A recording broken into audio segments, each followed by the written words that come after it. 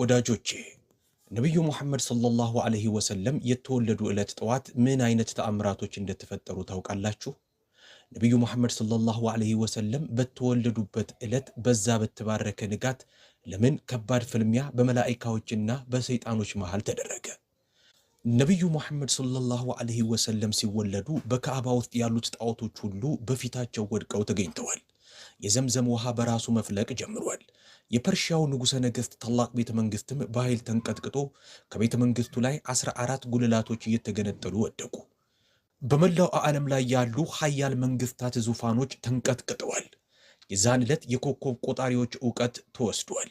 የጠንቋዮች ኃይልም አቅማጥቷል። ሱብሃንአላህ። ወዳጆቼ ዛሬ ኢንሻአላህ ለነብዩ ሙሐመድ ሰለላሁ ዐለይሂ ወሰለም ያለንን ፍቅር ሊጨምሩልን ስለሚችሉ በተወለዱ ዕለት ስለተፈጠሩት አስደናቂ ነገሮች እንነግራችኋለን። ነገር ግን ከመጀመራችን በፊት ለነብዩ ሙሐመድ ሰለላሁ ዐለይሂ ወሰለም ውዴታ ካላችሁ ለዚህ ቪዲዮ ላይክ ስጡ። በኮሜንት ሳጥን ውስጥም አልሐምዱሊላህ ብላችሁ ጻፉ። አሁን እንጀምር።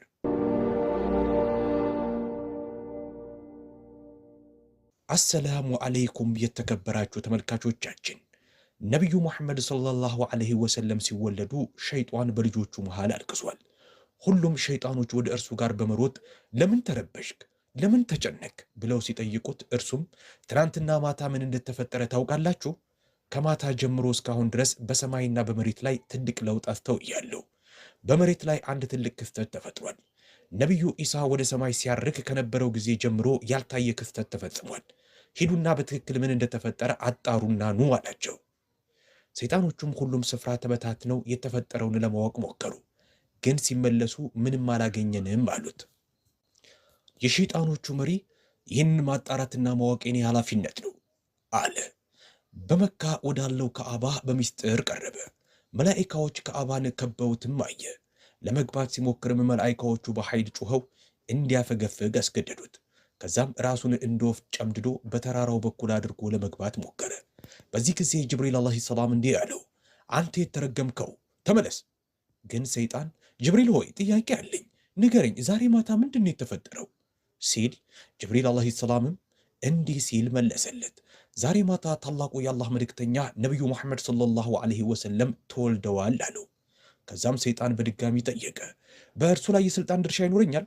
በተጨማሪም እንዲህ ሲል ጠየቀ፣ በተከታዮቹስ መሃል ድርሻ ይኖረኛል? እንግዳውስ ረክቻለሁ። ሐሊማ ረዲየላሁ ተዓላ አንሃ ሙሐመድ ሰለላሁ ዐለይሂ ወሰለም ወደ ቤቷ ባመጣችው ቅጽበት እዝነትና በረከት ወደ ቤቷ መምጣት መጀመሩን ትናገራለች።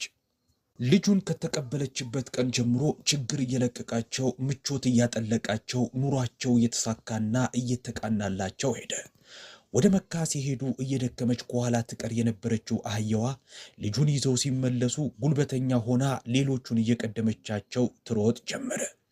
አገራቸው እንደደረሱም ዝናብ ለገሰላቸውና በጣም ጥጋብ ሆነ። ደርቃ የነበረችው ግመላቸውና ፍየሎቻቸው ወተታቸው ተንቧቧ። ምቾትና ደስታ በአገሩ ላይ ሰፈነ።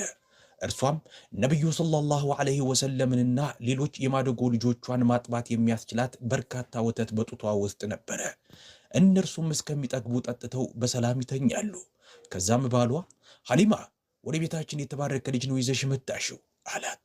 እሷም አሁን እኔም እንዳንተ ሆኖ የሚሰማኝ ይህ ልጅ በእርግጥም በበረከት የተሞላ ነው አለችው። በፊት ደርቀው የነበሩት ፍየሎች በወተት መሞላታቸውን የተመለከቱት የጎሳው ነዋሪዎች እረኞቻቸውን የሐሊማ ፍየሎች የሚግጡበት ቦታ ፍየሎቻቸውን እንዲያግጡ መመሪያ ሰጡ። ሐቁ ግን ያለው ከመሬቱ ወይም ከግጦሹ መሬት ጥራት አይደለም፣ የማይታየው የአላህ እርዳታና የነብዩ በረካ ነበረ ይህንን ድንቅ ነገር ያደረገው። የዚህ አይነቱን በረከት እነርሱ ሊያገኙት አልቻሉም።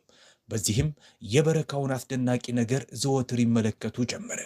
የተከበረችው እናታችን ሐሊማ ረዲየላሁ ተዓላ አንሃ ሕፃኑን ሙሐመድን ሰለላሁ ዐለይሂ ወሰለም ሳትሸፍን ትታው እንደማታውቅም ትናገራለች። ያለ ልብስ በሚቀር ጊዜ ሁሉ ጮክ ብሎ ያለቅስ ነበረ። በድጋሚ ሰውነቱ እስኪሸፈን ድረስም ማልቀሱን አያቆምም ትላለች።